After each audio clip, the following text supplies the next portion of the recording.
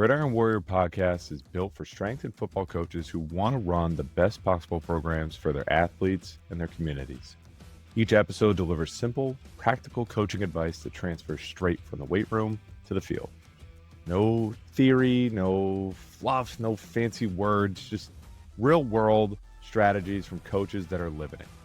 So you can build stronger, faster, more durable athletes at any level. From the beginning, I've committed to only bringing on sponsors that I myself use and would confidently recommend to any coach. And that's why I'm fired up to partner with Train Heroic. Train Heroic is the platform I use to write programs, run my own training, and deliver workouts to athletes and whole teams. It's clean, it's coach friendly, and your athletes are actually going to go in the app and use it and enjoy it compared to some of the other ones that are out there. If you're a strength coach looking for a better way to program and get that information to your athletes, or if you're a coach and you just want plug and play, ready to go training programs that you don't have to build, Train Heroic is it, okay? And here's the kicker for anyone that is a supporter of the Gridiron Warrior. Start a free 90-day trial of Train Heroic using the link, trainheroic.com/Gridiron Warrior, and I'll drop 2 12-week training programs right into your account so that you don't have to start from scratch. You can start with 2 12-week programs built in there, tweak them, change them, customize them, and get a good feel of using the app.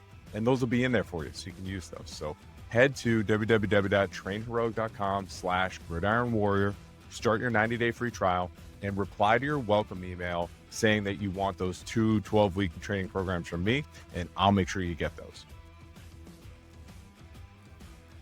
If you're a high school coach trying to bring structure and feedback to your jump and speed training, you need to check out the plow mat.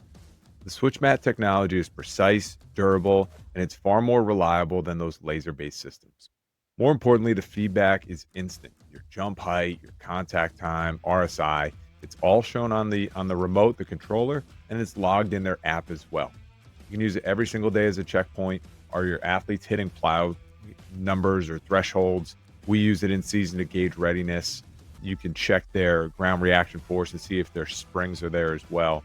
It's something that you'll bring out and use every single day in the weight room. If you follow Rich Burnett, the founder, you already know that the education piece is big too.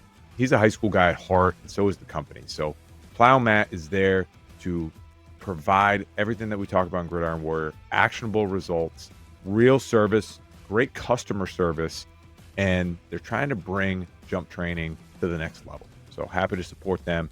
Check out the Plow. All right, welcome back to another episode of the Gridiron Warrior podcast. I am always trying to increase the depth at which this podcast covers. Obviously, we've had strength coaches on, we've had football coaches, we've had most recently a sports performance, mental side of things, and now we're getting into a little bit of the rehab, return to play, physical therapy side of things. And there's no one better, in my opinion, than our guest today, Dr. Mark Murphy. Murph, take it away. Tell us your story. Tell us as much or as little as you want. If you want to give me your heroic background at URI, and then we can get rocking from there. Yeah, my name is Mark Murphy. I'm a doctor of physical therapy. I'm the applied sports science and performance lead at the Mass General Brigham Center for Sports Performance and Research. I've been there for about 3.5 years. Prior to, I spent a lot of time at the University of Rhode Island, 5 years as a student athlete, a few years as a strength conditioning coach, and then as the rehab and return to play coordinator. So excited to get into it and talk a little football and talk a little hamstring and what else we get into for return to play for your audience. And before we get into it, obviously, you know, there's certain PTs I trust. There's certain PTs I maybe don't trust as much. And if you've been in the trenches and you've been through it, you understand it, and nobody understands it better than you. Obviously, you played here. Tell them, you know, obviously what you played, and you got into this because of your experience playing football and having to rehab and work through some things. So give us a little more. I know your story, so give us a little more about the background. Yeah, so I was a walk-on the football program, earned a full scholarship. I had a number of injuries in my athletic career, one of them being an ACL injury going into my redshirt junior year. And that kind of sparked the interest of shifting more from strength conditioning and performance to blending it into rehab and return to play. Because I kind of realized, hey, these systems need to connect, communicate, and coordinate a little bit better so we can optimize the long-term outcome of our athletes. And that was kind of the impetus to go to physical therapy school and blend those two together, because the more I looked at it as I was rehabbing from my own injuries in my playing career was Rehab, I should just be training in the presence of injury, right? As a defensive lineman coming off of an ACL injury, in physical therapy, we talk about we have to return the patient or individual back to their activities of daily living or intense activities of daily living, right?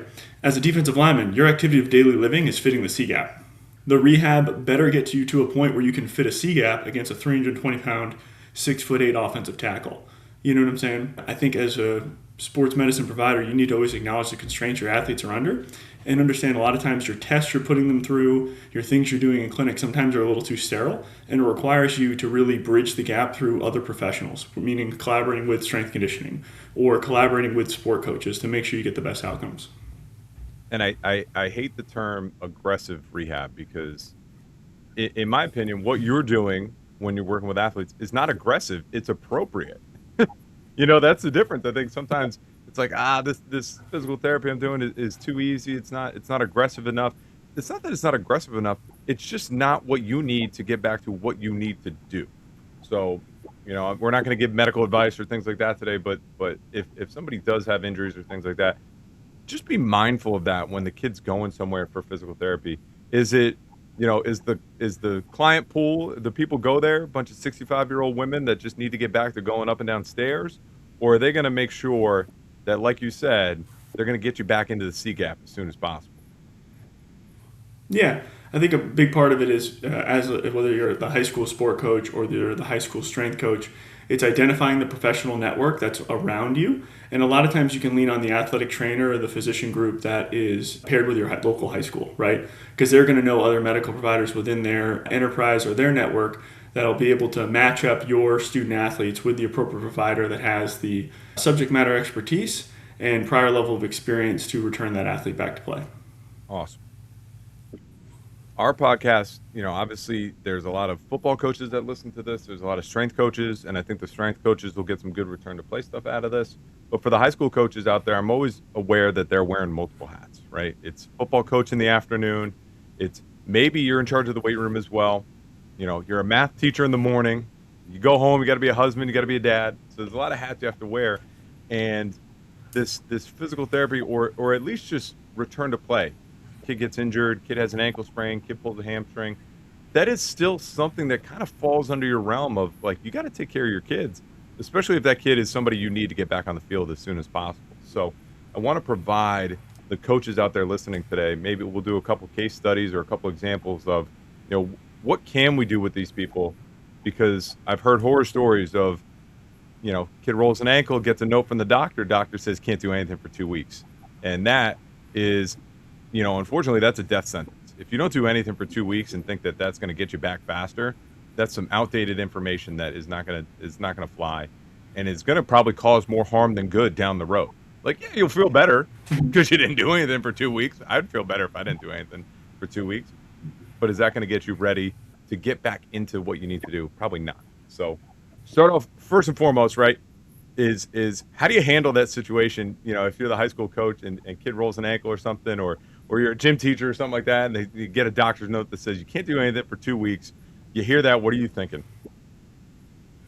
First thing is it's either really significant and the kid most likely is in front of you on a boot, in crutches, immobilized, they're not coming to school, or they look otherwise happy and healthy and fine in front of you, and we're being extra precautious. And then first step is mobilize to talk with the parent or guardian. Hey, I saw this note from the doc, and then also working with your athletic trainer that's at your local high school to try to figure out what's the best way we can optimize an environment that facilitates healing for this athlete. Because if it's nothing, we see nothing in a note, to a lot of times the high school strength coach or high school sport coach may be like, okay, I can't do anything at all with this young man or woman, right? So it's like, no, we need to do something. There's a cardiovascular system that can be improved.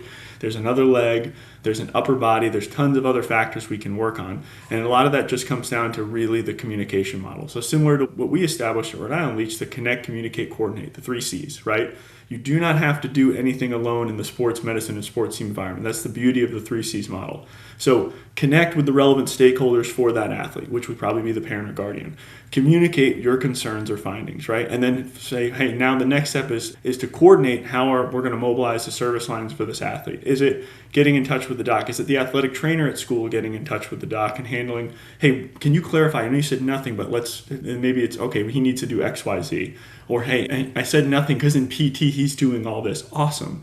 Hey, parent or guardian, do you feel comfortable filling out this release of information form that allows me to communicate with the physical therapist so I know what I can and cannot do at practice with the individual? Anytime you can facilitate open lines of communication with consent, it helps elevate the outcome for the athlete. And also then the athlete feels like, man, all these people really care about me. They want to help me improve. And then it makes it feel like that high school sport coach who's on an island gym class, math, and then practice after school, he doesn't have to do everything, right? Or she doesn't have to do everything. Same to the athletic trainer. Everybody's there to help that young man or woman get back to their sport. And I think that, especially at the college level, I feel it every day. The communication piece is by far the biggest thing, because I know what I'm going to do. I know I have certain things that I want to get done and accomplished. If somebody comes in with an ankle sprain, again, just like you talked about, you still got an upper body, you still got a strong leg, and there's still probably some things that we can do in this room, in this setting, to get you going sooner. But also, I've got to be aware of what you're doing for athletic training treatment, because let's say, for example, at our level, if you get dry needling and then you come to the weight room right after, I probably don't want to do something with you that's going to make that potentially worse, or, that's going to have some adverse effects. So I need to know what you're doing there. Physical therapy, I need to know what you're doing for exercises, mostly because I don't want to double dip. If you came in after a PT session in the morning and I give you the same exact stuff in the afternoon, is that the best thing for you? Probably not. It's either too much, or we're not hitting certain things that we haven't already touched. Like, let's go get some of the things we haven't touched yet. So communication goes a long way, especially at the high school level. Again, you can't do everything, but you do care about the kid. You want to make sure they're getting as much as they can. And it is challenging. It is a lot when you're practice planning, you're scripting, you're trying to take care of everyone else on the team. But a little bit of effort to get those lines of communications open. And more often than not, if you're the person that's invested, like me or a football coach or something, you can be the person to get the conversation going. And once you do, then things get even better, even faster. So I'm glad you touched on that. Communication is huge. The hard part is just getting the conversation going. But then once it happens and starts naturally flowing, everyone gets more involved with the plan of care, right? It's saying, hey, like to your example, hey, I'm doing this in the weight room with him. Athletic trainer's like, oh, I was planning on doing that this afternoon. All right, great. So let's pivot. I will do X, Y, Z. We'll have you do T and V. You're going to do those components. And then that way you're optimizing the time. So time is your most valuable resource in any factor in life, sports medicine, you name it, because you can't buy more of it, right? There's a game on Friday night. There's another game on Friday night, right? We can't buy another day. Can't buy another day. So we need to make the most amount of time in the course that week as we return that athlete back to play. Also, all of our athletes' careers are finite. Not all of your kids are going to go on and play Division 1 through 3 college athletics. That's their mountaintop, is Friday Night Lights, and there's nothing wrong with that, right? But if we handle it with a temporal sense of urgency that matches the athlete's level of intensity, we're always just going to do right by the athlete. So when in doubt, always try to do what's going to be best for the athlete's long-term health, and you will be successful every time. If you try to cut corners or do what the doc is saying not to do and skip around it and do this, that, and the other, and not communicate to the athletic trainer and do this and try to be the cowboy of the rehab and do things that are outside of your scope, that's when we run into our re-injury risks, right? That's where we have problems, right? A pretty cool study in 2023 looked at long-term hamstring strains over the course of college football season, right? I know it's a little different than high school, but we can do apples to pears here in terms of the sport. And they found that a third of the groups re-injured their hamstrings. A third of the athletes that re-injured their same hamstring strain over the course of the season, a third of them were in the rehab, in the return to play phase. That should never happen. That's a systematic failure of our inability to connect, communicate, and coordinate. We've just done wrong by that young man or woman, right? That's super unfortunate, right? Because that means we were probably doing competing things at the same time and overdid it. Or maybe we didn't have the best plan in place over time and to systematically improve that athlete. That just shows the value of communication, because if you don't communicate, you could end up having an adverse event throughout the return to play process. Right. Let's get into this a little bit. Let's get into some of these plans. And I would love to provide the coaches with some tools that they can do on their end, but I guess we can also look at this in a way of, when we are communicating and you do get a plan back from the physical therapist, what are some things we're looking to see? And if you're seeing X, Y, and Z on their plan, you know they're going to be on the right track, and you can feel good about, the other branches are doing their part to get this kid back. So in terms of injuries that I hear about, and in my insiders group, the two most common questions that people come up. Start with the first one. Super simple. Is my kid sprained his ankle? Right. My running back, my start boy, whoever it is, doesn't have to just be a skill player, but rolled his ankle on Friday night. I'd love to get him back in the lineup as soon as possible because he's a key piece in our system. What is that? And obviously, there's levels to ankle sprains, right? Like obviously, a high ankle sprain is going to be a completely different deal. It's going to be a longer timeline, but super simple. Kid rolls his ankle. He's limping around the next day. What can we do to get him back as soon as possible? What would a good return to play with that person look like? Yeah, I think for a simple return to play starts with appropriate diagnosis, right? Is it a grade 1? Is it a grade 2? Is it a grade 3? Is it just a lateral ankle sprain? Is there any bony involvement? Is there any medial avulsion injury to the deltoid ligament or a high ankle, right? That's all going to dictate, because sometimes you'll hear a sport coach say, an ankle sprain's an ankle sprain. This one took a week, this one takes 6 weeks. What's the matter? Ankles are ankles. And it's like, whoa. No. So appropriate diagnosis helps set expectations, right? Particularly in the context of youth athletes. It's super important that after that ankle sprain, they do have a follow-up with their doc to maybe have some imaging. Just because youth athletes, ages 13 to 18, unlike college athletes, a lot of times their growth plates aren't completely fused, right? Because they're growing. So you're always mindful of any avulsion fractures or injuries like that would then significantly change the course of care for a grade 1, right? So once we have appropriate diagnosis, we understand our constraints and our tissue healing timelines, then it starts getting into some gradual weight bearing, some proprioceptive activities, and then managing a fusion and helping normalize gait, right? The beauty is all that's happening, we're not going to let this athlete decondition, right? So we're doing off-feet cardio, airdynes are great, rowers are great, right? There's tons of great options to do seated battle ropes, tons of great ways we can still get a great stimulus to this athlete.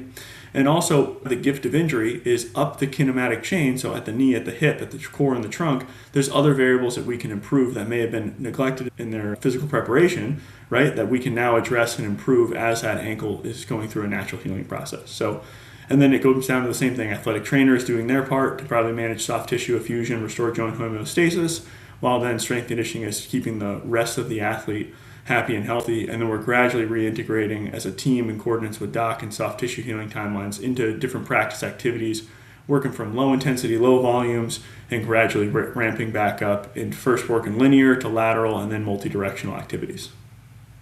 I always say to our athletes, and our coaches kind of are at least our football coaches are at this point of, if you're out for a month or longer, your upper body should, if you have an ankle sprain, your upper body should look different after a month or so, because you no longer are being held back. Obviously, in season, I want you to get stronger, no doubt about it, but the volume is going to be significantly lower because I don't want you to be sore on Friday night. I don't want you to go into a game with shoulders that are freaking hanging because you just did 5 sets of lateral raises and whatnot. So we're going to be mindful of that with our in-season guys. But if you're on the shelf for a little bit, there's no reason why you can't double down and try and put a little bit more size on the upper body. And it's an indicator of, I've been out, but I've been working. And as much as, it's not a bodybuilding sport or anything like that, visuals matter, and I think for the kids too, is visually seeing a little bit of a change in your body. Like, okay, I'm staying consistent. I'm getting after it and I'm getting better. And you may not, obviously your rehab, you're going to feel it in your ankle and whether or not you're getting better. But visually, when you see your body changing a little bit, I think that keeps you motivating, keeps you on track as well. So that's for sure. When it talks to, let's say we had him in a boot for a couple days, we're getting him out of a boot, we're getting moving around a little bit, we're finally walking around, going to class, doing all those things. We want to get him back on the field, doing stuff on the field as soon as possible. And I'm always against, I mean, I get it just to test the foot and make sure it's good to go, but I think walk jog is like the bare minimum of life. Like, you should be able to walk and jog for sure, but that is not gonna, you can't walk jog and then go play football. There's something in between there. So what are some activities and things you'd like to see somebody be able to do between walk jog and, obviously we got to do some football drills and see what they can do and put them in situations, but that is a very open dynamic environment and there's something in between. So what is that in between that we can test this kid out, make sure he can do these things and not be swollen or blown up the next day? I think first it's like making sure, hey, before we progress into some of the things, is a fusion coming down, right? We can take a figure 8 measurement of the ankle for the athletic training staff and return to play folk out there. Is range of motion, is swelling coming down? How is our ankle dorsiflexion, plantar flexion, inversion, and eversion motion doing? Did the midfoot get rigid, pronation and supination? Did we restore that as well from maybe some time of immobilization in a boot? Then moving to like isolated strength measures. Simple, free, single leg heel rise test over the course of a metronome. So 1 second up, 1 second hold, 1 second down. Don't let the heel touch the bottom of the ground. So a hovering heel. Ideally, we want to get around 25 reps on both sides, right? With nice, smooth, well-controlled reps. You don't want to see like any shaking or the muscle having difficulty firing, right? And also it's painful. It's not non-painful in all those activities. So it tells you, hey, from an isolated tolerance standpoint, we're doing okay. The calf has an isolated strength tolerance to perform the drill, right? Next, you can move into some single leg balance drills. A Y balance test is free. You stand on a piece of tape on the floor, mark the floor. You reach anterior, it's going to look at more ankle dorsiflexion. You reach lateral, it's going to see your lateral stability elements. You reach posterior medial, posterior lateral, right? You can move all different planes and positions. You compare to the non-injured side to have an idea of limb symmetry index of that athlete. If you're being hypervigilant on your return to play, like I had the luxury of this in college athletics with you, Leach, and with our whole team at Rhode Island, was I could grab a couple of teammates, right? I could find, for example, if I had an ankle sprain that was a running back, I could grab 3 other running backs and put them through the same test battery to make sure not only was the running back I was returning to play, was he symmetrical to both sides, but how did he compare to his peers, right? To the standard of competition. And then I'd maybe grab a couple of linebackers if I wanted to be super sure. The people who he's going to hit. How does he compare to his people who now his adversaries, right? They're his teammates, but on the other team, they're his adversaries, right? So having a robust battery of things that build confidence in the athlete, because when you're doing tests like this, it helps the athlete build their confidence, like, oh, I'm performing, rather than just, all right, man, you look good, go for a jog. It's like, wait, because the kid's going to look at you like, what, right now? Where do you want me to jog to? And it's like, no, we need to set kind of criteria. Hey, what I want to see from you is run at maybe 50% of your maximum effort and take track of the yardage and distances over time. There's also other things you can work into that. Now, a walk jog, it's maybe going to help more with like bone stress injuries as you're acclimating that bone back to some loading, but I feel like we can probably perform it with a little more intensity and a little more structured, right? I'm a big advocate of Derek Hansen's 10 by 10 protocol. I think it's great. Now you could just work the same 10 by 10 protocol, but just decrease your intensities, right? Because you're at least going to get like an early acceleration phase rather than the athlete haphazardly jogging down the field. Give my football coaches a quick summary of what the 10 by 10 protocol is. Yeah, so you're going to set up a couple cones. Say you put one cone at the goal line. You're going to put one cone at the 10-yard line, and you're going to put one cone at the 20-yard line, okay? The athlete is going to sprint from the 10-yard line to the 20-yard line and then gradually slow down. They're then going to walk towards the cone that's at the, actually you're going to have another cone at the 30, right? And then you're going to walk back to the 20-yard line. From the 20-yard line, you're going to sprint to the 10-yard line. So it's almost like sprint, walk, loop it back around, sprint, walk, loop it back around. And so you can grade the intensity at which you're running those 10-yard sprints every single time. And since it's only 10 yards, you know they're not going to hit a high enough max velocity. Since they're not going to hit a high enough max velocity over that course of 10 yards, the forces aren't going to be very high to that foot and ankle, which is really beneficial, or that hamstring or whatever we're returning back to play. And then over time, it's really predictable. 10 by 10, that's 100 yards of running volume, easily to track. And if you want to get even more granular, you can set up some timing gates. You can have the good old handheld stopwatch. Every iPhone has a stopwatch on it now. And time how long it took them to run every 10-yard sprint and write it down. Okay? And then you can track, hey, we had 100 yards at this speed, right? This is our average speed over the course of every 10 yards, or our average time, right? And then over time, if say we get later stage rehab, you can use this as a fatigue index. Say we're doing them as max effort now a few weeks into this return to play, right? Now we can track the fatigue index from rep 1 to rep 10, right? How much was his or her drop off in that whole process? And I love the 10 by 10 setup too, because there's a lot of, it is just the baseline. And I've talked about the grid as something that I do a lot in the summer because there's so much flexibility with it. Even the 10 by 10, you can now, let's say one day it's linear. The next day could be lateral starts, right? So you're getting in and out of a lateral position.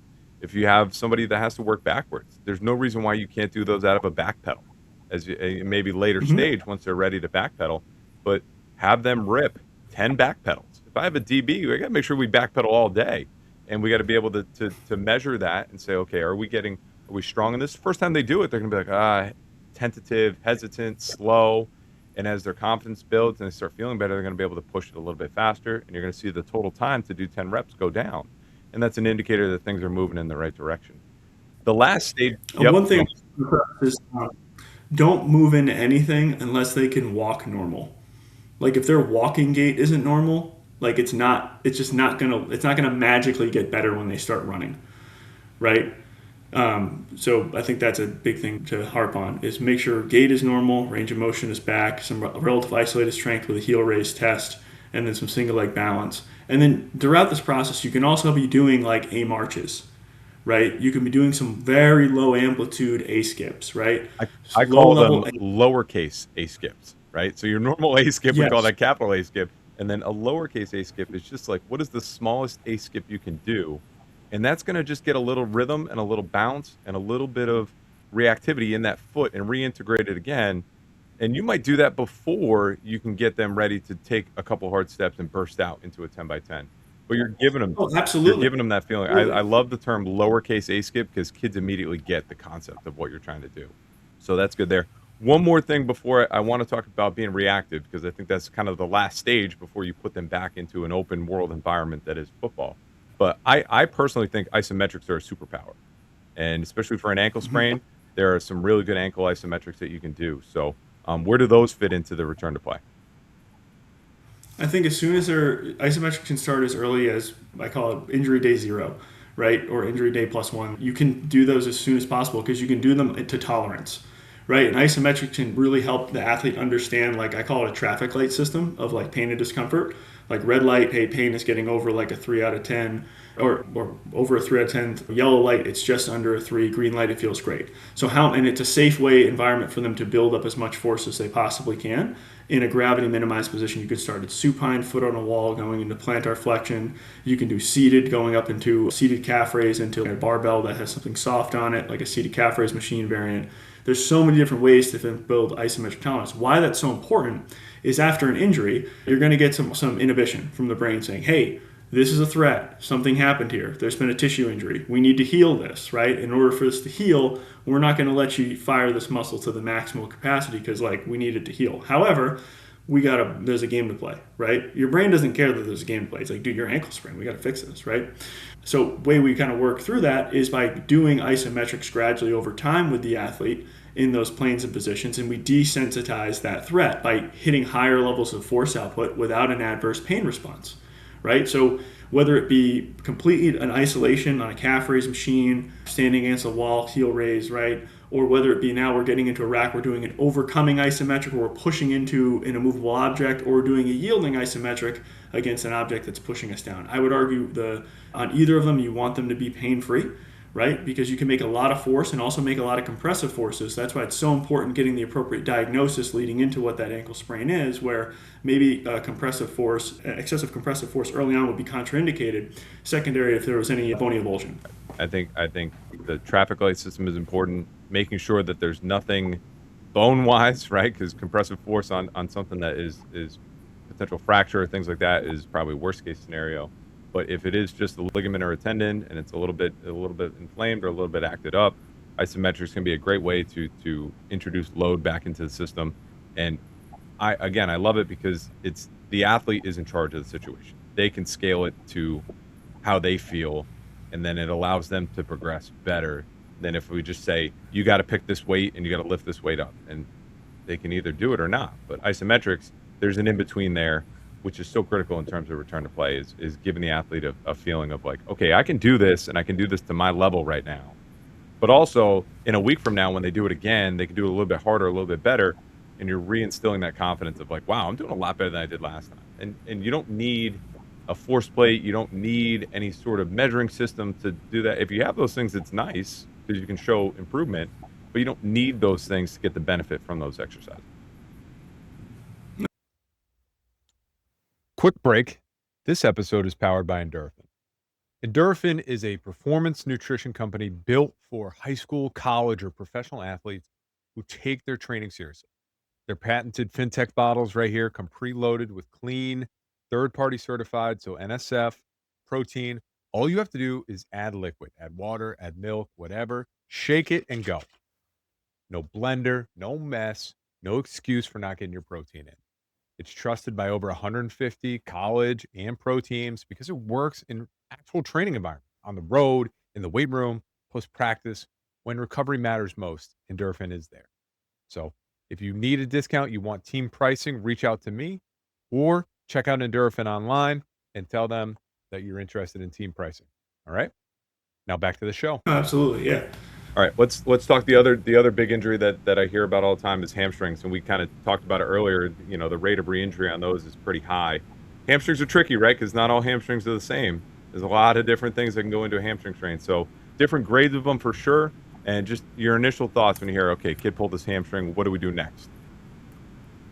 We need an appropriate diagnosis. Otherwise, you're going to not have a very good course of care because you'll run into, you say you have 3 kids on a team could pull a hamstring. They could pull it in 3 different locations or in 2 different mechanisms of injuries, and it could be completely different. The BAMIC scale is pretty classic out there in the sports medicine, although your football coaches probably aren't that concerned with it. But it's very important that your athletic training staff and your strength staff and sports med team can educate your sport coaches on what that means, right? Because if it's myofascial, if it's musculotendinous junction, if it's intramuscular tendon, that's going to be completely different. Also, the extensiveness of the tear, right? So a lot of times an MRI in the first 48 hours could be indicated for a significant hamstring strain to help dictate that. So the BAMIC scale is really dependent on that MRI within the first 0 to 48 hours. Now, when I was in college sports medicine with you guys, super easy, right? Hey, Ron, we got a hamstring, we need an MRI. Okay, perfect. It's a grade 1, it's musculotendinous junction. Okay, that's probably going to take us a little bit longer. Okay, great. Or hey, it's a complete tear, it's a surgical conversation, right? It helps completely set the stage to not waste any of our time.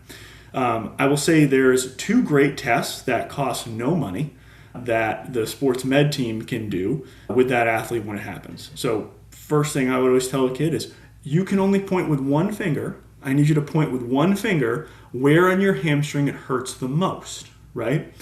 And if it depends on where they point, it helps give me insight from knowing anatomy, right? If they point to the muscle belly, I'm like, okay, myofascial. Is it super deep? Okay, then it's probably intramuscular tendon. Not great, okay? Oh, okay, can you point your finger? And they're pointing at the distal insertion or the origin. Okay, we're looking at musculotendinous junction. This might be a little bit of a longer recovery. And then I'm asking mechanism of injury. What happened? Or hey, do you have a video of how it happened? Now, if it's sprinting, which is the most common one, we're sprinting, we're in the terminal swing phase, our hips moving into flexion, our knees moving into extension. Why that's the common position is now we're stretching that hamstring over both joints, over the knee by moving into extension, right? And that's a massive eccentric force. The most common one sprained in sprinting is going to be your biceps femoris long head. It can get stretched to 112% of its normal resting length. Pretty long, right? So we need to make sure we're strong in that position. We'll talk about strategies to improve that. And if you're not sprinting, what are you doing? You got to sprint regularly. Fast guys are fast. Nordics can help, but they're not. You got to sprint. You can't. But the camp in our profession is it's one or the other. It's like no, just do both. How about we just do a little bit of both? So once you have that diagnosis of like, did it happen in sprinting or in the youth population, I always want to screen for if they got rolled up on, right? Let's say they were moving into excessive hip flexion and a knee hyperextension, and the pain is more towards the ischial tuberosity, so right under the gluteal fold.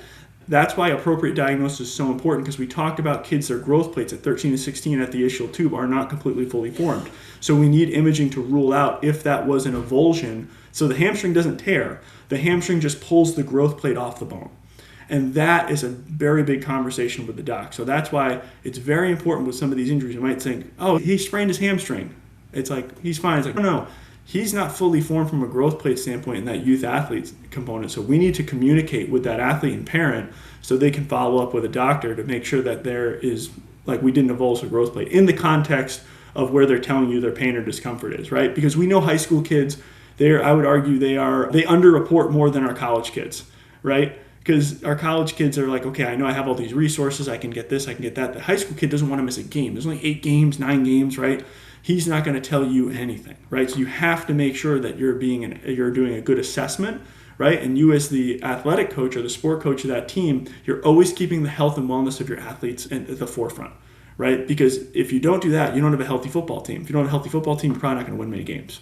So health is synonymous with winning, particularly in the high school population, because you might have 50 kids on your team, but really 12 of them are playing both ways, right? You have 11 kids playing both ways and you got a kicker. So.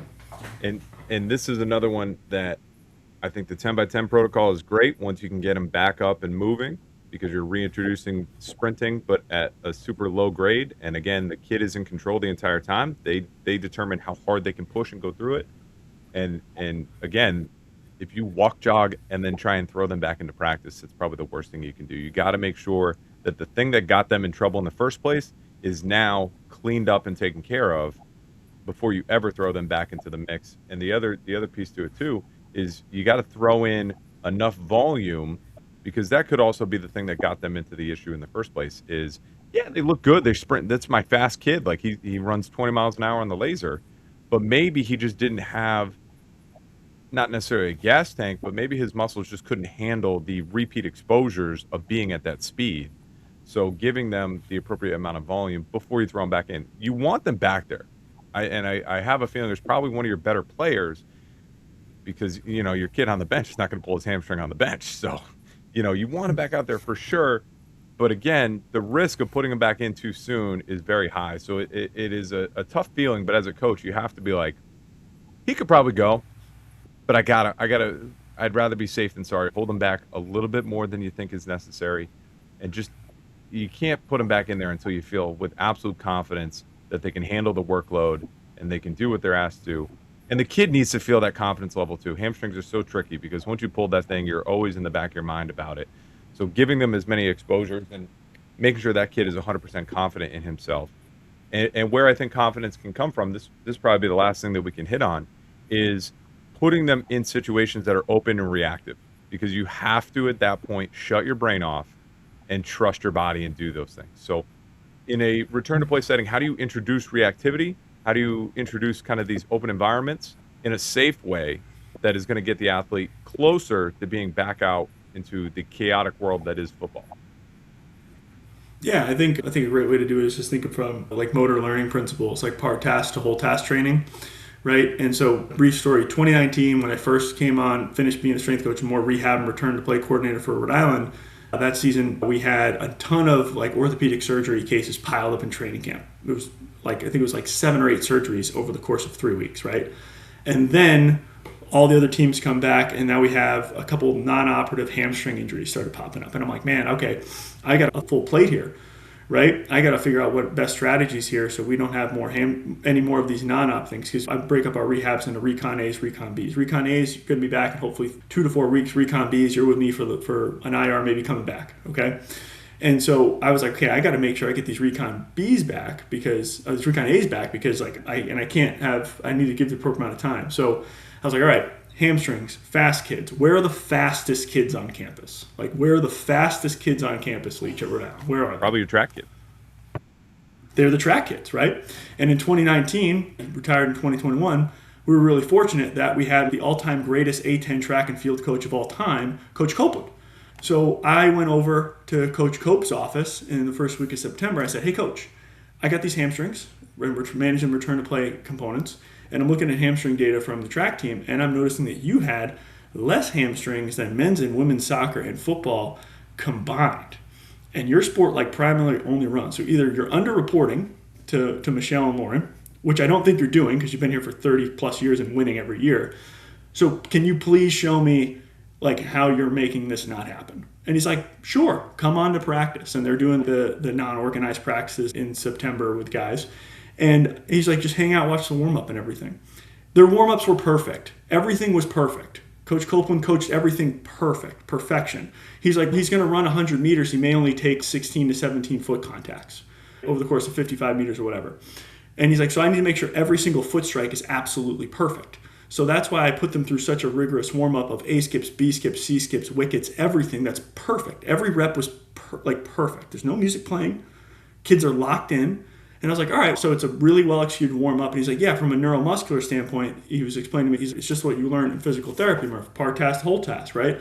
Part task, we're teaching good gait mechanics. There's the foot landing underneath the center of mass. We're not overstriding. We're staying active in our position. We're keeping front-side mechanics when we're retaining max velocity. And then we go do max velocity. And then we give them appropriate amount of rest in between. He said, every 10 meters, I give them a minute rest. And I was like, smart, right? For energy system development and building skill acquisition with sprinting. So I said, hey, Coach Cope, that's great.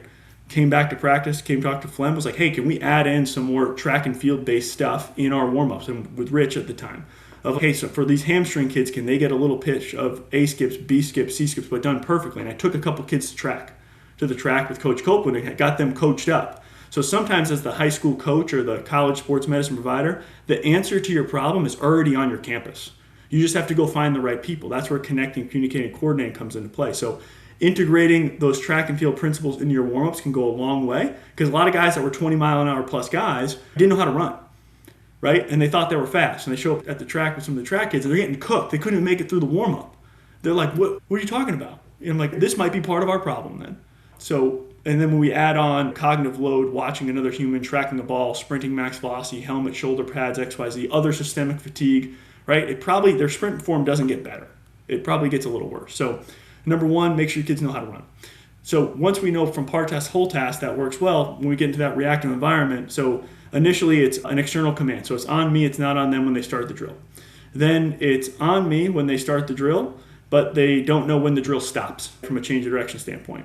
And then the highest level one would be, maybe it's a complete open loop environment, a lot of what you do with scores and stops, right? Gamify it, a complete external locus control, shout out scores and stops. Any coach out there, high school, strength coach, PT, it's a great way to kind of gamify some of your change of direction drills and concepts and get away from the sterile 5-10-5, L drill, 5-0-5. That stuff's great as an output measure, but can they actually use it in a terminal task against another person?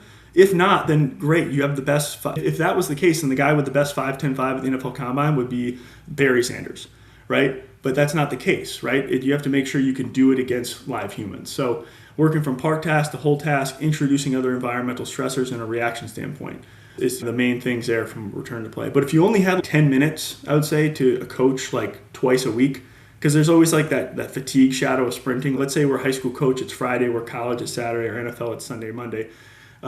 Take whatever game day it is, take 2 to 3 days, there's going to be a little shadow, I call it, on the hamstrings from people who hit high speed exposure. Like your slow guys, like, dude, you didn't even touch max V, right? So the first couple minutes of practice, after we've done a great warm-up, maybe, and we know from an injury standpoint, linebackers, DBs, receivers are going to pull their hamstrings more. So maybe those guys are the ones that are executing more of that track and field-based warm-up in their warm-up, right? Teach them it, right?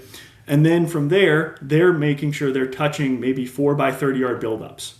Okay, you can put all the kids across the goal line and do waterfall starts. Hey, at this end, as soon as he moves, and he moves. So there's a little reactive element. Kids are sprinting 30 yards, right? Sprint through the line, walk it back. Again, we talk a minute for every yard or 10 meters, right? Walk back, we're probably getting that 3-minute rest period. Boom, rip 4 of those. So you know you've touched your max velocity. You know it occurred in a sterile environment, right? Then maybe some of your guys that are more at risk, they work some single leg RDLs either after practice. Keep it super simple. If you don't have enough dumbbells, give one kid each dumbbell. Each kid gets one dumbbell, contralateral load it, put the weight in the hand opposite the stance side leg for some pelvic positioning.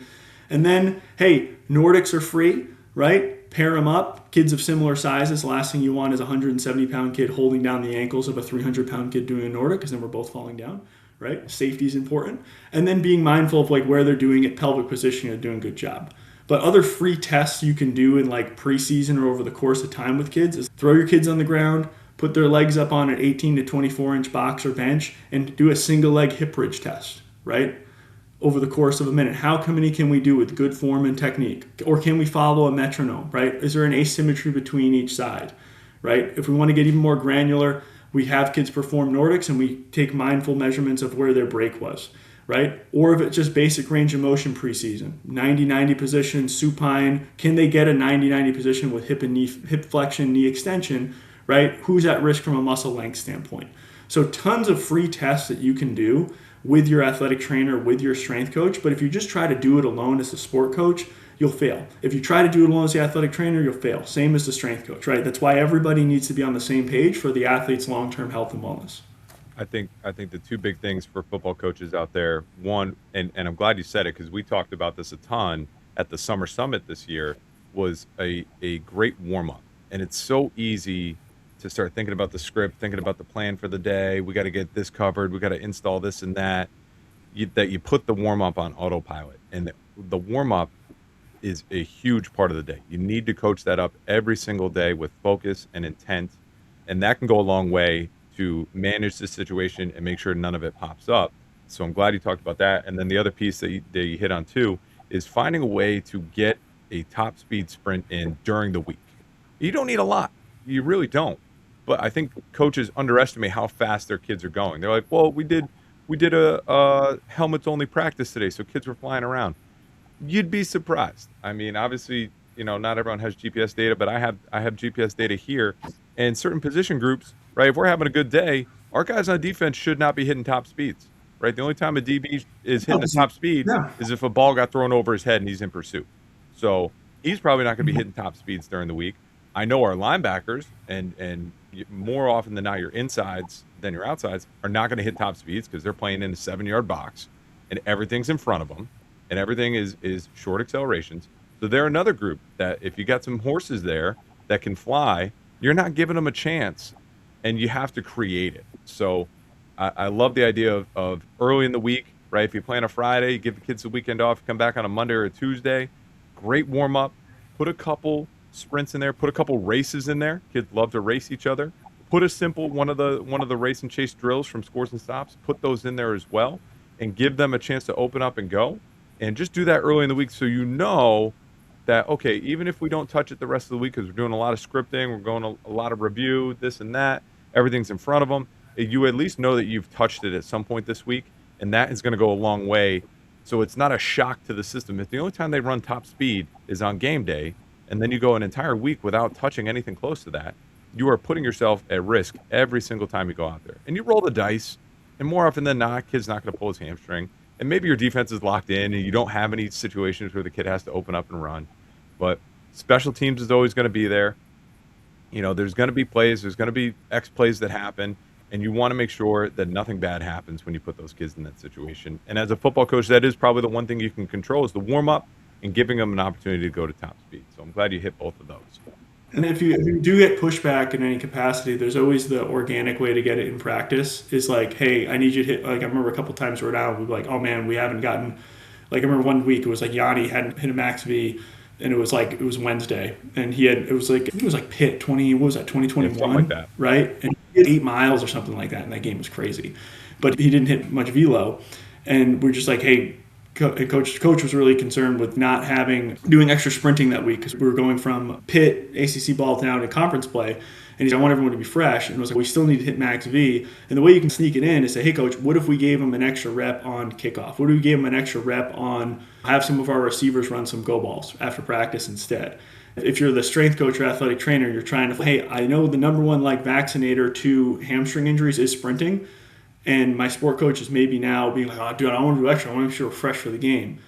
It's like, no, let's just do it in a way that looks like football for you. Because coach might see those 4x30 buildups and be like, that's a waste of energy, right? Okay, great, coach. Can you run 3 more go balls with those guys? Right? Great. And then it's an organic part of practice, and then it gets it done. This was great. I'm probably going to bring it back for a part 2 at some point down the road for sure. But if people want to find any more of your information and content, you've got so much out there already. Where can people find you? I don't put much stuff on social media just because I'm busy. I don't have a big following there. It's Mark Murphy. I think it's Mark Murphy DPT, Dr. Mark Murphy DPT. I think that's my Instagram.